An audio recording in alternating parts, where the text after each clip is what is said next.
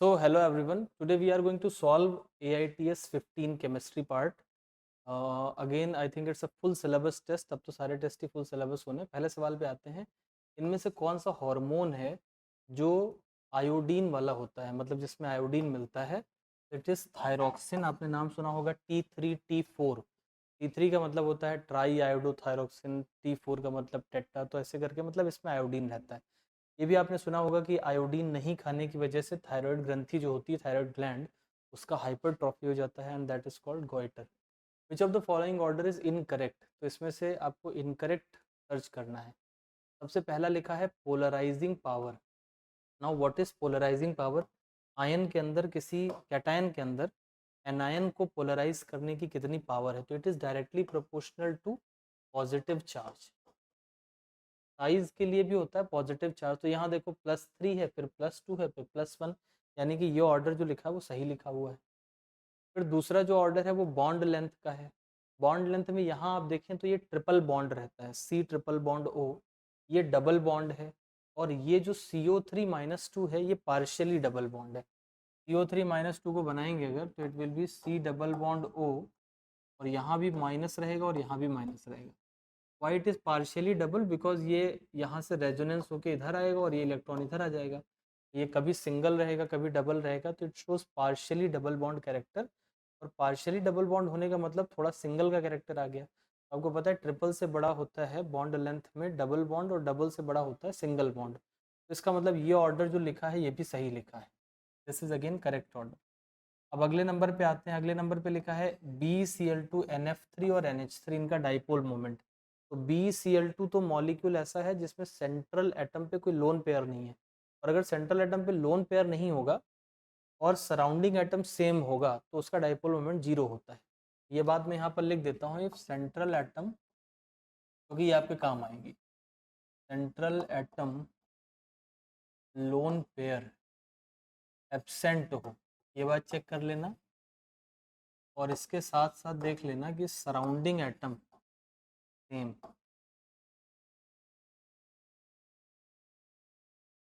Surrounding atom is same, तो उस case में क्या होगा, म्यू यानी डाइपोल मोमेंट उसका 0 हो जाएगा।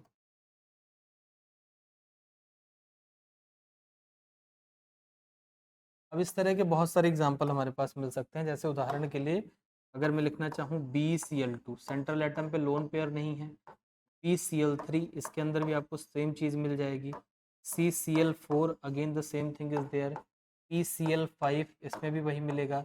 SF6, अब देखो सल्फर के पास 6 इलेक्ट्रॉन है, और 6 के 6 इलेक्ट्रॉन इसने किसके साथ बॉन्ड बनाने में खर्च कर दिए हैं, तो माने लोन पेयर तो नहीं है। और सराउंडिंग में सिर्फ फ्लोरीन है, तो सेम सराउंडिंग एटम होना चाहिए और लोन पेयर सेंट्रल पे एब्सेंट, तो इन सब का डाइपोल मोमेंट 0 है। तो यहाँ पर देखो इसका तो 0 हो गया। NF3 और NH3 का NCERT में बहुत ही अच्छा एग्जाम्पल बना के बताया गया है। जो डाइपोल मोमेंट NF3 में होता है उसमें ये जो फ्लोरीन है ये यहाँ पे इसको इधर खींचता है। डाइपोल मोमेंट का डायरेक्शन होता है from low EN to high EN, तो इसमें तीनों इधर होगा। और लोन पेयर में टुवर्ड्स द लोन पेयर होता है, तो दोनों एक दूसरे को अपोज कर रहे हैं। ये खींच रहा है और ये ऊपर की तरफ जा रहा है। जबकि NH3 के अंदर क्या होगा, NH3 में आपको पता है नाइट्रोजन का EN ज़्यादा है, तो इस वजह से नाइट्रोजन अपनी तरफ खींचेगा और ये भी इधर ही जा रहा है लोन पेयर का। इसका मतलब ये सपोर्टिंग है, तो अमोनिया का डाइपोल मोमेंट NF3 की तुलना में जो होता है वो ज़्यादा होता है, और ये आपको NCERT में लिख के बताया भी गया है। तो इसका मतलब ये जो लिखा है ये भी ऑर्डर सही है। अब ये जो ऑर्डर है ये ऑर्डर गलत है। क्यों गलत है वो आपको सीधे दिख रहा होगा कि SiH4 में sp3 हाइब्रिडाइजेशन है, और यहाँ पर sp2 है, तो sp2 है तो बॉन्ड एंगल 120 होगा, और यहाँ पर 109 डिग्री 28 मिनट के करीब होता है, थोड़ा बहुत अप एंड डाउन रहेगा। You can see that the bond angle is not increasing but it is decreasing, so that's why this is wrong, और आपको wrong ही ढूंढना था। पोलराइजिंग पावर पे सवाल आए तो directly proportional to charge. Bond length में it is triple bond, triple से बड़ा डबल, डबल से बड़ा पार्शियली डबल। ये ऑर्डर जो है ये डाइपोल मोमेंट का है, इसके बारे में मैंने बता दिया। Central atom is same and surrounding is different. Central atom is having no lone pair and surrounding is same, then the dipole moment will be 0, and I have given you enough example for this. अगले सवाल पे चलते हैं। अब देखो यहाँ पे इन्होंने आयोनाइजेशन एंथैल्पी दे रखी है और पहचानने को कहा है, तो इसका एक बहुत अच्छा तरीका होता है कि आप देखो 500 से हुआ 1800, 1800 से 2700 और फिर 2700 से सीधे 11,000 हो गया। बहुत लंबा जंप मिल गया। जब बहुत लंबा जंप मिल जाए तो आप देखो कि 3 और 4 के बीच में बहुत लंबा जंप हुआ है, तो 3 यानी जो लोअर वाला है, कम वाला, जहाँ पे बड़ा सा जंप मिले वहाँ पे जो लोअर वाला है उतने ही इलेक्ट्रॉन वैलेंस शेल में होने चाहिए। तो यहाँ पर देखो चौथे नंबर पे एल्यूमिनियम है, एल्यूमिनियम की वैलेंस शेल में 3 इलेक्ट्रॉन होते हैं, तो इससे हम लोग पहचान जाएंगे। यानी जहाँ पे आपको लार्ज जंप मिले उसमें जो छोटी वाली वैल्यू है उतने ही वैलेंस शेल में इलेक्ट्रॉन प्रेजेंट होते हैं। Which of the following pair of isomer is not correctly matched with the type of isomer? यहाँ देखो कोबाल्ट के साथ अमोनिया लगा हुआ है और यहाँ पर क्रोमियम के साथ। जब इस तरीके से लिगेंड्स एक्सचेंज हो जाते हैं दो डब्बों के बीच में तो उसे कोऑर्डिनेशन आइसोमेरिज्म कहा जाता है। दूसरे नंबर पे यहाँ देखो CONH3 होल पाइप, यहाँ पर क्लोरीन, यहाँ पर NO2 है और यहाँ पर ONO है। हमें पता है NO2 और ONO एम्बीडेंटेट लिगेंड है, ये नाइट्राइटो N नाइट्राइटो O के रूप में होता है। लिंकेज के एटम्स अलग अलग हैं इसलिए ये लिंकेज आइसोमेरिज्म है। लास्ट टाइम ये सवाल पूछा गया था कि नाइट्राइट में एक एम्बीडेंटेट लिगेंड होता है, स्टेटमेंट में था इस तरीके का सवाल। यहाँ लिखा है कोबाल्ट और ये पेरिडीन और इसके बाद फिर ये वाटर है और ये Cl2 है और फिर Cl बाहर है और यहाँ पर देखो Cl अंदर आ गया और पानी बाहर है। यहाँ पर 2 पानी के मॉलिक्यूल थे, वहाँ पर एक ही अंदर है एक बाहर चला गया है, तो ये कोऑर्डिनेशन आइसोमेरिज्म नहीं है। इसको असलियत में तो कोई आइसोमेरिज्म नहीं कहा जाएगा क्योंकि ये वाला मॉलिक्यूल एग्जिस्ट ही नहीं करेगा। क्यों नहीं एग्जिस्ट करेगा? क्योंकि आप देखो चार्ज का फैक्टर पड़ जाएगा, ये अंदर ही न्यूट्रल है, न्यूट्रल पे पानी चिपकेगा नहीं। तो इस तरीके का आइसोमेरिज्म को हम कोऑर्डिनेशन नहीं बोलते हैं। अगेन यहाँ पे देखें आप, इन दोनों के अंदर अगर आप देखें तो ये क्लोरीन का टेस्ट देगा और वो ब्रोमीन का टेस्ट देगा आयोनाइजेशन होने के बाद। तो इन दोनों के अंदर आयोनाइजेशन आइसोमेरिज्म है, ये भी सही लिखा हुआ है। क्वेश्चन नंबर 50 पे आते हैं, which one of the following gives amine on heating. ये तो कई बार हो चुका है, Br2 इन एक्वस KOH। नाम है इसका हॉफमैन ब्रोमामाइड डिग्रेडेशन। Br2 और एक्वस KOH रिएजेंट होते हैं। अमाइड जो होता है उसके अंदर से आपको CO गायब कर देना रहता है। जैसे पिछले 2 टेस्ट में आपको ये सवाल देखने को मिला था, CH3 CH2 CONH2। अगर मैं इसका रिएक्शन करवाऊँ Br2 और 4 मॉलिक्यूल लेता हूँ मैं एक्वस KOH के, तो फिर क्या होगा, इसमें से ये CO वाला हिस्सा गायब हो जाएगा और ये बन जाएगा ethyl amine CH3 CH2 NH2। It is going to give you amine in this case. तो अमाइड से एमीन बन रहा है, रिएजेंट क्या होगा, Br2 in aqueous KOH, Hofmann bromamide degradation इसका नाम। इसमें इन्होंने आपको ये 4 दे रखे हैं और कहा है बेसिक स्ट्रेंथ बताओ। तो सबसे पहले सारे ग्रुप का हम लोग इफेक्ट देख लेते हैं किसका क्या है। ये यहाँ पे पैरा पोजीशन पे है तो ये लगा रहा होगा -m। ये यहाँ पैरा पोजीशन पे है तो ये लगा रहा है +m। ये देखो यहाँ पर मेटा पोजीशन पे है NH2 के, और मेटा पोजीशन पे m इफेक्ट नहीं लगता है तो ये यहाँ पर लगा रहा है -i। ये इस जगह से +i तो नहीं कहेंगे बट प्लस हाइपर कॉन्जुगेशन लगा रहा है और यहाँ पर कोई इफेक्ट नहीं है तो ये 0 है। अब बेसिक स्ट्रेंथ जो होती है, बेसिक स्ट्रेंथ का मतलब होता है लोन पेयर डोनेट करना। तो जो इलेक्ट्रॉन देने वाले ग्रुप हैं वो बेसिक स्ट्रेंथ को बढ़ाते हैं, यानी basic strength is directly proportional, basic strength is directly proportional to +m/+i and it is inversely proportional to -m/-i। तो यहाँ पर देखो सबसे बढ़िया बेसिक स्ट्रेंथ इसमें से किसकी मिलेगी, 4 की। 4 के बाद फिर किसका नंबर आएगा, कम से कम प्लस हाइपर कॉन्जुगेशन लग रहा है मतलब तीसरे का। 4 और 3 के बाद अगला देखेंगे कि अब कुछ ना हो वो बेहतर है, यानी फर्स्ट आ जाएगा। तो 4 3 देन फर्स्ट, ये तो पहले दूसरे ऑप्शन में कॉमन है। फिर इसके बाद इन दोनों में +m इफेक्ट वाले का बेसिक स्ट्रेंथ ज़्यादा होगा।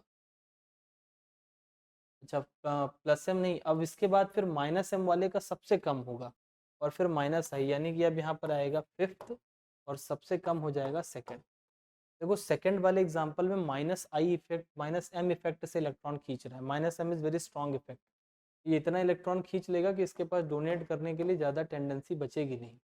तो सेकंड जो है वो हमारा सबसे पीछे होना चाहिए, यानी ये पहला ऑप्शन करेक्ट हो जाएगा।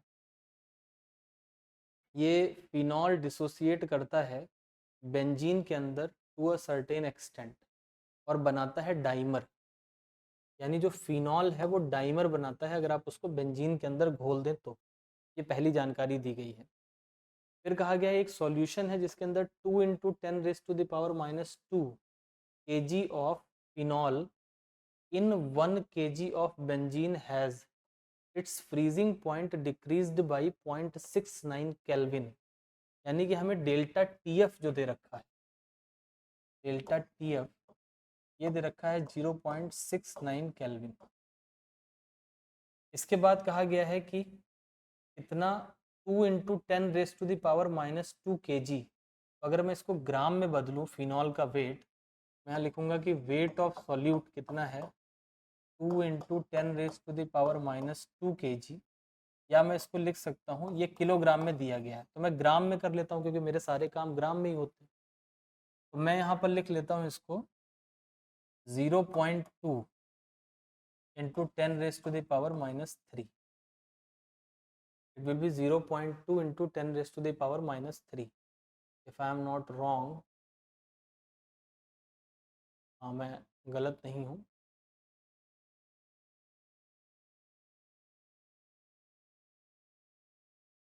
मैं गलत हूँ, अभी मुझे अंदर से फील अच्छा नहीं हो रहा था। तो it will be 20 into 10⁻⁻।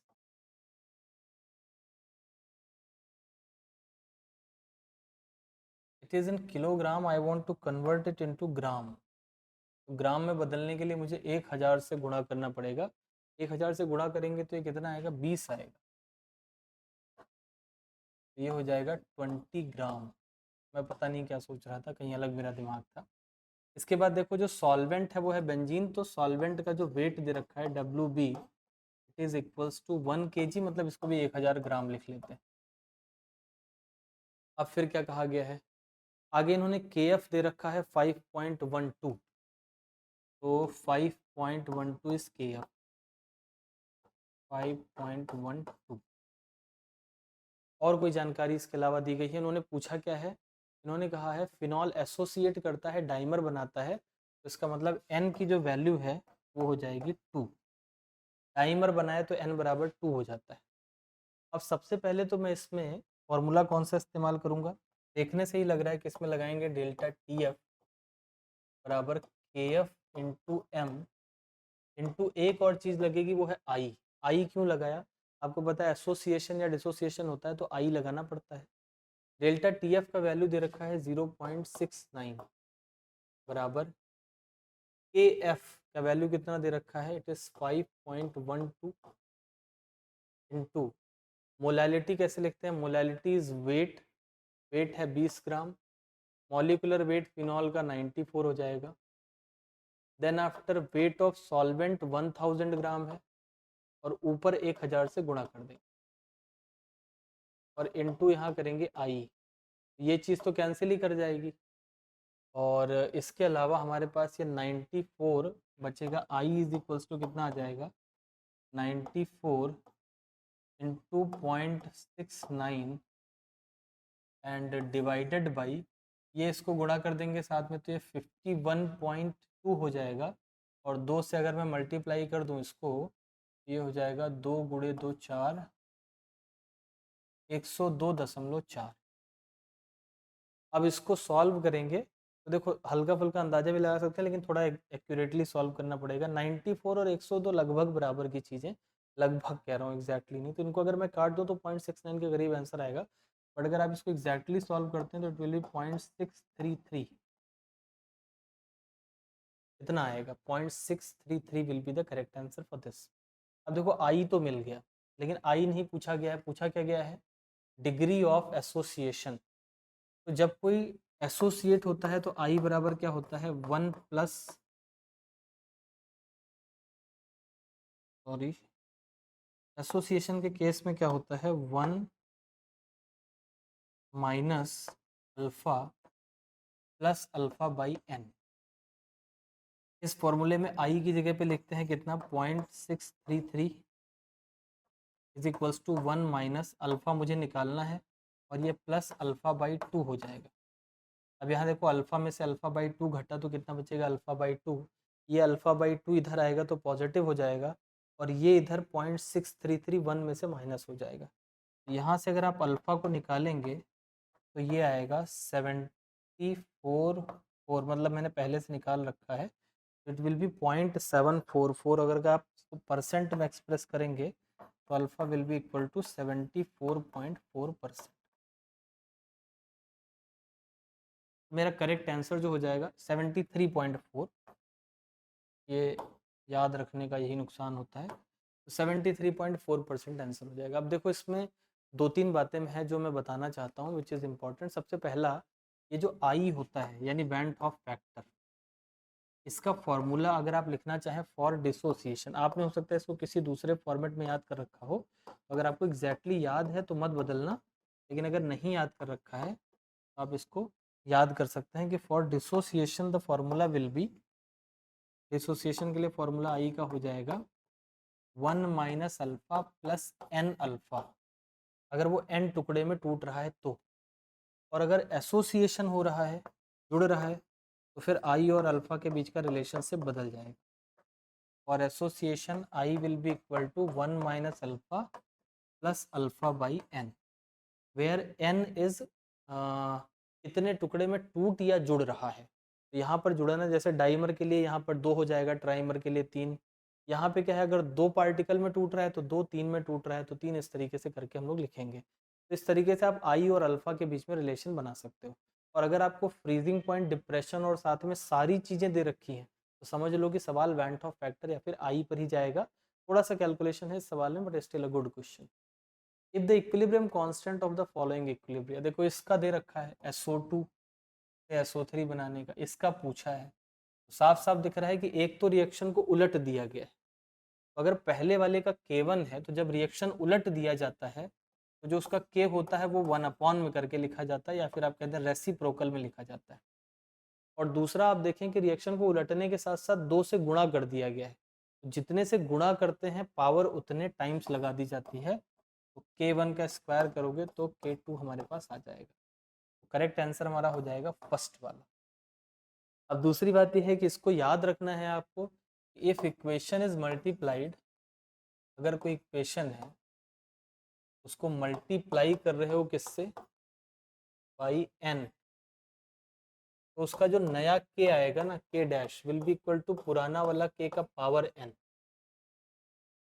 If equation is reversed, अगर रिवर्स कर दी जाए इक्वेशन, तो फिर जो नया वाला k होता है वो क्या होता है, 1/k हो जाता है, यानी कि पुराने वाले k को उलट दिया जाता है, रेसिप्रोकल कर दिया जाता है। विच of the following compound is an optically active compound, optically active होने की जो शर्त है वो ये है कि उस कंपाउंड के अंदर एक कायरल सेंटर होना चाहिए। कायरल मतलब कार्बन के चारों तरफ अलग अलग ग्रुप जुड़े हुए होने चाहिए। तो अगर हम देखें 2-क्लोरोब्यूटेन को, तो दिस इज 2-क्लोरोब्यूटेन। इसके अंदर आप जरा इस कार्बन को देखें, इस कार्बन में आपको इधर हाइड्रोजन जुड़ा हुआ मिलेगा, फिर एक तरफ इसके मिथाइल ग्रुप लगा हुआ है, ये वाला ग्रुप जो है मिथाइल है, ये वाला ग्रुप क्लोरीन है और ये वाला ग्रुप इथाइल है। तो चारों अलग अलग ग्रुप लगे हुए हैं, तो इसका मतलब ये कंपाउंड कैसा हो जाएगा, ऑप्टिकली एक्टिव। अच्छा, अगर किसी कंपाउंड के अंदर कायरल कार्बन प्रेजेंट है तो वो ऑप्टिकली एक्टिव हो ऐसा ही ज़रूरी नहीं है, लेकिन अगर किसी के अंदर एक कायरल कार्बन प्रेजेंट है तो वो ऑप्टिकली एक्टिव होगा, अगर वो कार्बोनाइन वाला वो फ्लिपिंग नहीं कर रहा है तो उस केस में, otherwise it will B optically active. Two solutions X and Y electrolytes are taken in 2 beaker and diluted by adding 500 ml of water। मतलब 2 सॉल्यूशन लिए गए हैं और उसमें 500 ml पानी मिलाया गया है। एक का बढ़ रहा है 1.5 गुना और एक बढ़ गया है 20 गुना। तो अगर आपको ग्राफ याद हो, जो लैम्डा एम का ग्राफ होता है वो इस तरीके का होता है फॉर स्ट्रॉन्ग इलेक्ट्रोलाइट, और वीक इलेक्ट्रोलाइट के लिए एब्रप्टली बढ़ता है। This is for weak and this is for strong. NCERT में ये वाला जो ग्राफ स्ट्रॉन्ग वाला है वो KCl के लिए बनाया गया है, और वीक वाला जो है वो एसिटिक एसिड के लिए बनाया गया, CH3COH।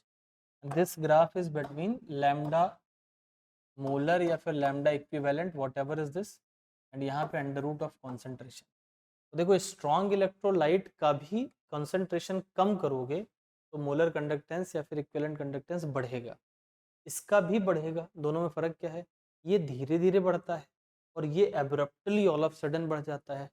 तो इस बात से कि x का 1.5 गुना बढ़ा और y का 20 गुना बढ़ा, इससे ये पता चला कि जो x है वो एक strong electrolyte, x is strong, और ये चूंकि एब्रप्टली बढ़ गया है y, तो इसका मतलब y जो है वो कैसा है, वीक इलेक्ट्रोलाइट।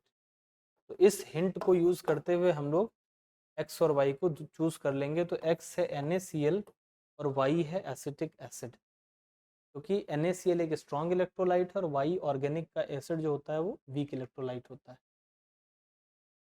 इनमें से कौन सा क्वांटम नंबर पॉसिबल नहीं है? तो सबसे पहले n is equals to 3, l is equals to 0, m is equals to 0, ये पॉसिबल है।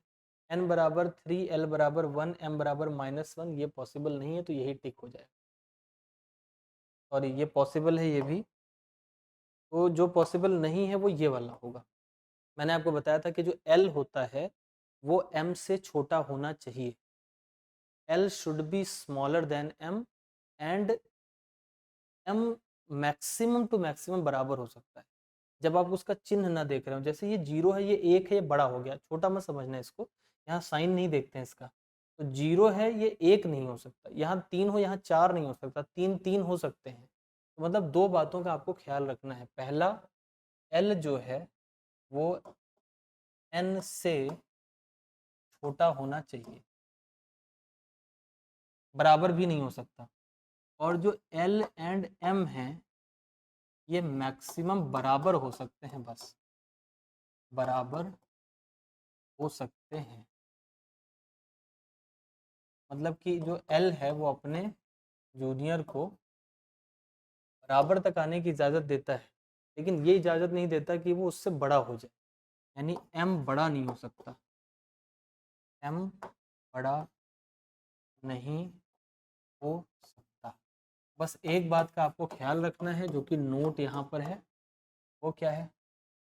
वो नोट ये है कि ये जो M है, M का साइन जो प्लस माइनस है उसे इग्नोर कर देना, उसको देखना ही नहीं, इग्नोर।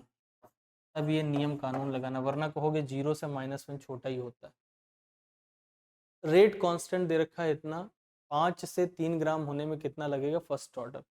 तो टाइम बराबर कितना होता है, t is equals to 2.303 by k का वैल्यू है 15 into 10 raise to the power -3, और यहाँ आ जाएगा log 5/3। लॉग के बाद कुल कितना लिया था, कितना बचा, तो रिड्यूस्ड टू 3 है तो यहाँ पर 3 ही बचा है। रिड्यूस्ड बाई 3 होता तो 3 कम करके 2 लिख देते।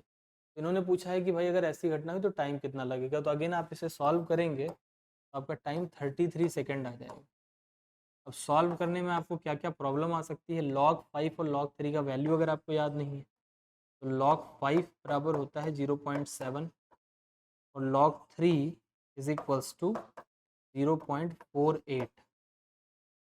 तो ये log 5/3 निकालना है, तो वो हो जाएगा log 5 माइनस log 3, यानी 70 में से 48 घटाओगे तो 22 आ जाएगा। तो यहाँ पे इसका जो वैल्यू है log 5/3 का, ये टोटल वैल्यू आएगा 0.22। ये टोटल वैल्यू आएगी 0.22। इसको अब आपको गुणा करना है, आपका आंसर 33 सेकेंड के करीब आ जाएगा। आप सॉल्व करके देख सकते हैं। An organic compound A having molecular formula this, एक ऑर्गेनिक कंपाउंड है जिसका ये फॉर्मूला है। On reduction gave another compound, अब इसका रिडक्शन किया गया, रिडक्शन मतलब इसके अंदर हाइड्रोजन जोड़ा गया, तो इसने कुछ दूसरा कंपाउंड बी दिया, यानी मैंने इसका रिडक्शन किया तो मुझे बी मिला। अपॉन ट्रीटमेंट, अब बी को नाइट्रस एसिड यानी HNO2 के साथ जब ट्रीट किया गया तो बी ने इथाइल अल्कोहल दिया। अब ये बड़ी ही मतलब फिक्स प्रॉपर्टी है। किसकी फिक्स प्रॉपर्टी है? अगर हम 1 डिग्री एमीन लेते हैं, 1 डिग्री एमीन, और इसको हम लोग नाइट्रस एसिड से ट्रीट करते हैं, नाइट्रस एसिड इज HNO2। इसको लिखने का तरीका कभी कभी होता है NaNO2 + HCl। प्लस है, कभी कभी ऐसा भी लिखते हैं क्योंकि ये अनस्टेबल होता है तो इसको तुरंत तुरंत बनाते हैं, इन दोनों को मिलाने से यही बनता है। अब ये अनस्टेबल होता है तो सीधे कभी कभी नहीं लिख के इसको, यही चीज़ अगर आप एनिलीन के साथ लगा दो तो उसमें डाई एजोटाइजेशन हो जाएगा, लेकिन इसके साथ लगाओगे तो ये बना देगा अल्कोहल। अब इन लोगों ने अल्कोहल का नाम मेरे सवाल में दे रखा है इथाइल अल्कोहल यानी इथेनॉल C2H5OH। मैं इससे अंदाज़ा लगा सकता हूँ कि ये जो रहा होगा वो रहा होगा C2H5NH2। अभी तो ये इसमें बदल गया यानी B मुझे मिल गया, जो B कंपाउंड है वो मुझे यहाँ पर मिल गया। On warming with chloroform and alcoholic KOH, P forms an offensive smelling compound C। अब अगर आपने कार्बिल एमीन टेस्ट पढ़ा हो तो क्या होता है कि जब प्राइमरी एमीन को क्लोरोफॉर्म और अल्कोहलिक KOH के साथ मिक्स करते हैं तो फिर क्या होता है, कार्बिल एमीन या फिर आइसोसाइनाइड टेस्ट भी उसी को बोलते हैं। तो आइसोसाइनाइड बन के तैयार होता है और उसकी ऑफेंसिव स्मेल होती है। तो ये जो NC लिखा हुआ है ये इसी को आइसोसाइनाइड बोलते हैं। This is isocyanide. Isocyanide test is used to check primary amines. तो प्राइमरी एमीन्स को जब ट्रीट किया जाता है किसके साथ, क्लोरोफॉर्म एंड अल्कोहलिक KOH, ये बना देगा ethyl isocyanide which will be having offensive यानी बेकार सी स्मेल होगी। यानी इसी को अगर मैं ट्रीट कर दूं क्लोरोफॉर्म यानी CaCl3 प्लस KOH के साथ, और ये KOH होना चाहिए कैसा, अल्कोहलिक इन नेचर, तो फिर क्या होगा यहाँ पर it will form CH3 CH2 और NC बन जाएगा और इसकी ऑफेंसिव स्मेल होगी, और इसी ऑफेंसिव स्मेल से हमें पता चल जाएगा कि आइसोसाइनाइड है, मतलब बेकार सी वो आएगी महक, तो उससे पता चल जाएगा। Decreasing order of boiling point of following hydride. अब आपको पता है नाइट्रोजन के जितने हाइड्राइड्स होते हैं उनमें से पानी का बॉइलिंग पॉइंट तो ज़्यादा होगा, वैसे भी पता होना चाहिए क्योंकि स्ट्रॉन्ग हाइड्रोजन बॉन्डिंग करता है, और पानी का सब में ज़्यादा दिया है तो सोचने की ज़रूरत भी नहीं है। अब आते हैं नाइट्रोजन यानी अमोनिया का hydride NH3 PH3 and then after I have ASH3 और SBH3। क्या होता है, इन कंपाउंड्स में जैसे जैसे आप नीचे की तरफ जा रहे हैं, आपको पता है सेम ग्रुप के हाइड्राइड्स हैं, तो इनका ना मॉलिक्यूलर वेट बढ़ रहा है, मॉलिक्यूलर वेट इंक्रीज। अगर मॉलिक्यूलर वेट बढ़ेगा तो इनके अंदर जो वॉन्डर वॉल फोर्स लगता है वो भी बढ़ जाएगा, van der Waal force that also increases. अगर वॉन्डर वॉल फोर्स बढ़ेगा तो इंटरमॉलिक्यूलर फोर्स बढ़ रहा है, तो वी कैन से कि इनका बॉइलिंग पॉइंट भी बढ़ेगा, बॉइलिंग पॉइंट इंक्रीज। तो अगर आदर्श तरीके से देखा जाए तो क्रम होना चाहिए था सबसे ज़्यादा SBH3 का, फिर होना चाहिए था इसका, ये ऑर्डर होना चाहिए। लेकिन आपको पता है ये जो अमोनिया है इसके अंदर एक और बॉन्ड पाया जाता है, वो है हाइड्रोजन बॉन्डिंग। अब हाइड्रोजन बॉन्डिंग है तो मतलब इसके अंदर स्ट्रॉन्ग बॉन्ड है, इसका बॉइलिंग पॉइंट सबसे कम होना चाहिए, लेकिन ये अपनी जगह पे नहीं रहता, तो बॉइलिंग पॉइंट बढ़ जाता है। क्या सबसे आगे आ जाता है, नहीं, मेल्टिंग पॉइंट में सबसे आगे आ जाता है। NCERT में दिया हुआ है तो आप ये ध्यान रखें कि मेल्टिंग पॉइंट में तो ये यहाँ तक आ जाएगा। और बिस्मथ को हम लोग अभी गिन नहीं रहे हैं क्योंकि बिस्मथ के +3 के कंपाउंड्स क्या हैं, हाइड्रोजन वाले, अनस्टेबल है। तो इधर की तरफ अगर आप आएंगे तो क्या होगा कि मेल्टिंग पॉइंट में ये सबसे आगे आ जाएगा, लेकिन बॉइलिंग पॉइंट में ना ये एक कदम पीछे ही रह जाता है, यानी यहाँ आता है। बॉइलिंग पॉइंट का ऑर्डर क्या होगा, बॉइलिंग पॉइंट का ऑर्डर होगा सबसे ज़्यादा SBH3, फिर आफ्टर आएगा NH3, फिर NH3 के बाद आएगा ASH3 आर्सेनिक हाइड्राइड, और फिर आएगा PH3। और इन सब में पानी अगर आप कंपेयर करें तो ऑब्वियसली पानी सबसे आगे आएगा। तो ये ऑर्डर बॉइलिंग पॉइंट का बनेगा, बॉइलिंग पॉइंट में एक कदम पीछे और मेल्टिंग पॉइंट में सबसे आगे। यहाँ देखो पानी तो सबसे आगे रहेगा ही, और SbH3 से एक कदम पीछे रहना चाहिए NH3, फिर ये ऑर्डर बन जाएगा। तो करेक्ट आंसर थर्ड हो जाएगा। कृपया याद रखें बॉइलिंग पॉइंट में एक कदम पीछे, एंटीमनी से एक कदम पीछे, और मेल्टिंग पॉइंट में सबसे आगे। The deficiency of which of the following vitamin causes night blindness. रतौंधी कौन होता है? विटामिन ए की कमी से नाइट ब्लाइंडनेस हो जाती है। तो let us go for question number 61। इस क्वेश्चन में कहा गया है कि एक एसिड सॉल्यूशन है जिसका पीएच 6 है, इट इज़ डाइल्यूटेड 100 टाइम्स, तो पीएच कितना होगा? तो कई बार ऐसा लोग सोचते हैं कि पीएच 6 है तो H प्लस का वैल्यू कितना होगा? 10 रेज टू द पावर -6, जो कि सही बात है। अब इसको डाइल्यूट करेंगे 100 टाइम्स, तो मतलब इसका जो नया पीएच आएगा H प्लस न्यू डाइल्यूशन के बाद, वो आ जाएगा 10 raise to the power -6 divided by 100, ये हो गया 10 की पावर -8। यहाँ तक भी बात सही है, लेकिन फिर अगर आप इससे पीएच निकाल दें और 8 बोल दें तो गड़बड़ हो जाएगा, क्योंकि एसिड में आप पानी मिला रहे हैं और पानी मिलाने से वो बेस तो बन नहीं जाएगा। 8 बोलने का मतलब वो बेस बन गया, तो मतलब कुछ गड़बड़ है इसमें। H प्लस जो है यहाँ तक सही है, लेकिन इसमें H प्लस फ्रॉम वाटर भी मिलेगा। वो मिलता तो सब में है, लेकिन सब में इग्नोर कर देते हैं। ये बहुत डाइल्यूट सॉल्यूशन है, तो इसलिए इसका हमको काउंट करना पड़ेगा। तो इसमें देखो H प्लस पानी से कितना मिलेगा? 10 रेज टू द पावर -7, और वहाँ से कितना मिल रहा है? 10 की पावर -8। तो अब ये -8 है, ये -7 है, इसको क्या लिख सकते हैं? 10 इंटू 10 की पावर -8।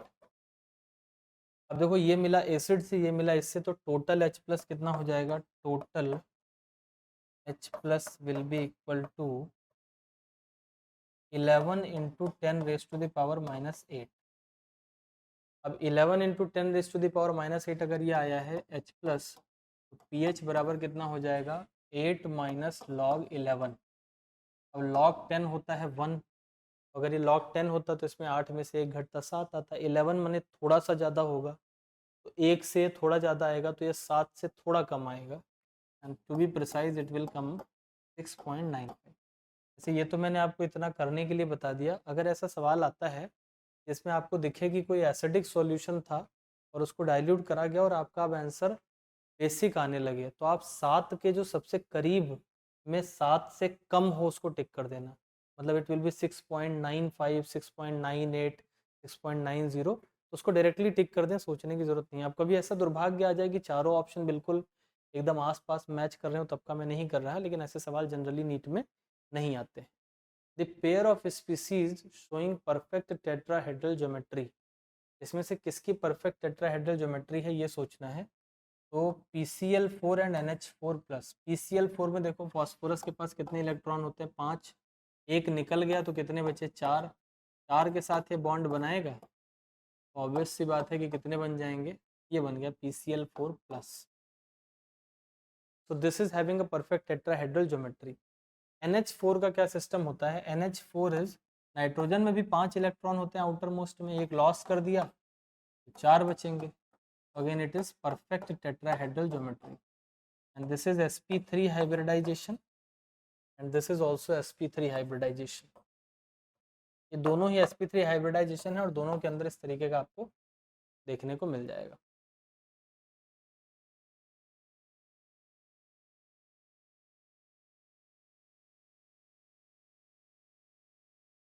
क्वेश्चन नंबर 63 को देखें। क्वेश्चन नंबर 63 में कहा गया है क्लोरीनेशन ऑफ मीथेन।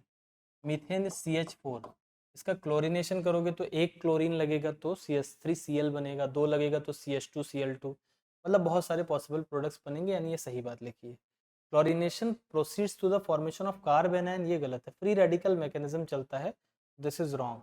तो पहला स्टेटमेंट सही हो गया, first is correct but second is incorrect, यानी थर्ड ऑप्शन सही हो जाएगा। सेरियम एटॉमिक नंबर 58 है, एक इंपॉर्टेंट मेंबर है लैंथेनॉइड का, विच of the following statement is correct. देखो लैंथेनॉइड्स के अंदर आपको पता है कि +3 is the main oxidation state, सब +3 में रहना चाहते हैं, और सेरियम जो है वो +4 में जब रहता है तो ये ज़्यादा स्टेबल नहीं, ये भी लौट के +3 में जाना चाहता है, यानी खुद रिड्यूस होना चाहता है, यानी सामने वाले को ऑक्सीडाइज करना चाहता है, यानी ये एक अच्छा ऑक्सीडाइजिंग एजेंट है। The common oxidation state of cerium are, यहाँ +3 एंड +4 होना चाहिए था, तो ये स्टेटमेंट सही हो जाता। The +3 oxidation state of cerium is more stable then +4, ये भी सही बात है, +3 ज़्यादा स्टेबल होती है।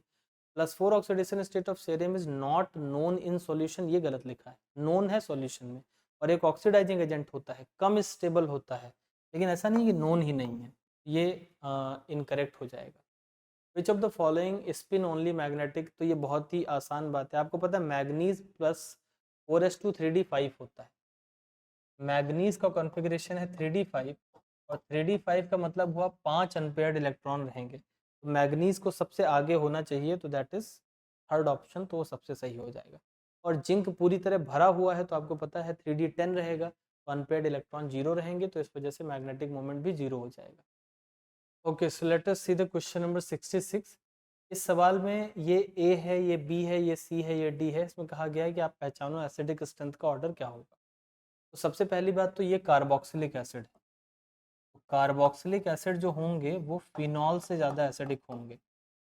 Carboxylic acid are more acidic than phenol. तो इसमें तो कोई संदेह नहीं है कि जो डी वाला है वो सबसे आगे आना चाहिए, यानी मैं 2 ऑप्शन तो ऐसे ही काट दूंगा। अब डी के बाद ये क्या है, पैरा नाइट्रोफिनॉल, ऑर्थो नाइट्रोफिनॉल और मेटा नाइट्रोफिनॉल। तो इसका ऑर्डर जो है उसमें आपको याद रखना है पॉम। मैंने ऐसे करके इसको याद कर लिया था। Order will be POM. POM का मतलब क्या हुआ, पैरा सबसे ज़्यादा एसिडिक होगा, then after ortho, then after meta. Reason मैं बता देता हूँ। देखो ये पैरा ऑर्थो मेटा जो होते हैं नॉर्मल वाले से तो ज़्यादा एसिडिक होते हैं, मतलब एक सादे फिनॉल से ज़्यादा, क्योंकि NO2 -M या -I लगाता है। मेटा पोजीशन पे ये सिर्फ क्या लगाता है, -I इफेक्ट लगाता है, तो ये सबसे पीछे हो जाएगा। पैरा और ऑर्थो में पैरा को ज़्यादा एसिडिक नहीं होना चाहिए था, लेकिन ऑर्थो में इंट्रामोलिकुलर हाइड्रोजन बॉन्डिंग हो जाती है। तो रीजंस तो बहुत लंबे चौड़े हैं, लेकिन रटा होना चाहिए कि सबसे ज़्यादा आपको पैरा को, यानी डी के बाद फिर अगले नंबर पे बी को आपको सबसे ज़्यादा अहमियत देनी है। फिर इसके बाद पॉम के बाद अगला ऑर्थो आएगा, यानी सी आ जाएगा, देन आफ्टर ए आ जाएगा, तो it will be D, then after B C A, यानी third will be the correct answer for this question.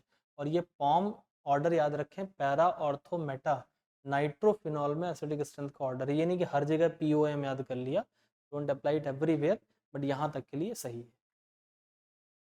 Which one of the following sequence represent the correct increasing order of bond angle in the given molecule. ये आपको ऐसा order है जो आपके सीधे ही याद रखना है। ये एक बार ऑल इंडिया EMT में या EEE में पूछा गया है, तो ये मैं सीधे ही बोलूँगा, don't play with any logics, इसे आप याद कर लें।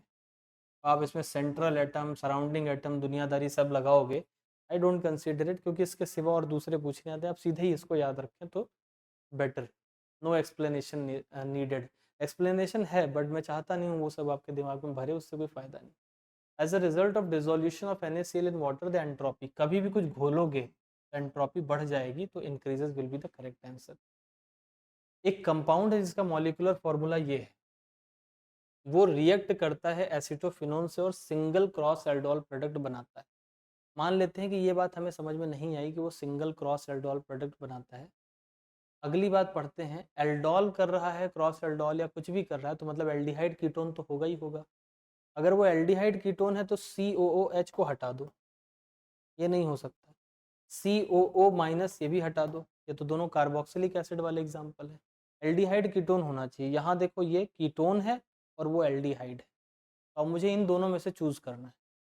The same compound on reaction with concentrated NaOH form benzyl alcohol as one of the product. कह रहे हैं उसी को जब NaOH से ट्रीट करा गया तो बेंजाइल अल्कोहल बन गया। अब आपको पता है कैनिज़ारो रिएक्शन में एक तो बन जाता है कार्बोक्सिलिक एसिड और एक बेंजाइल अल्कोहल बन जाता है, मतलब अल्कोहल बनता है और एसिड बनता है, एक मॉलिक्यूल ऑक्सीडाइज, एक मॉलिक्यूल रिड्यूस। तो अगर अल्कोहल बना रहा है तो मतलब वो ऐसा कार्बोनिल कंपाउंड है जिसके पास अल्फा हाइड्रोजन नहीं। अगर वो ये होता तो यहाँ पर देखो इस कार्बन से अल्फा हाइड्रोजन मिल जाएंगे इसको, तो ये भी नहीं हो सकता है। इसका मतलब सही जवाब ये वाला हो जाएगा, फर्स्ट ऑप्शन। लिस्ट मैच करनी है तो it is again very simple. AB type का है CH3COAG, क्योंकि जब ये टूटेगा तो ये बनाएगा CH3COO- और Ag+। तो अगर ये 2 बना रहा है तो इसके लिए S² AsP बराबर S² लगेगा। C के साथ मैं फर्स्ट को जोड़ना चाहूँगा एंड दैट इज सफिशिएंट। अच्छा, मेरा एक पर्टिकुलर इस तरह के सवालों में यह रहता है कि पहले सिंपलेस्ट से शुरू करें, मतलब जो सबसे सरल हो। कई बार उसी से काम चल जाता है, मैं क्यों 108 दुनियादारी ढूंढूं। लेकिन अगर आप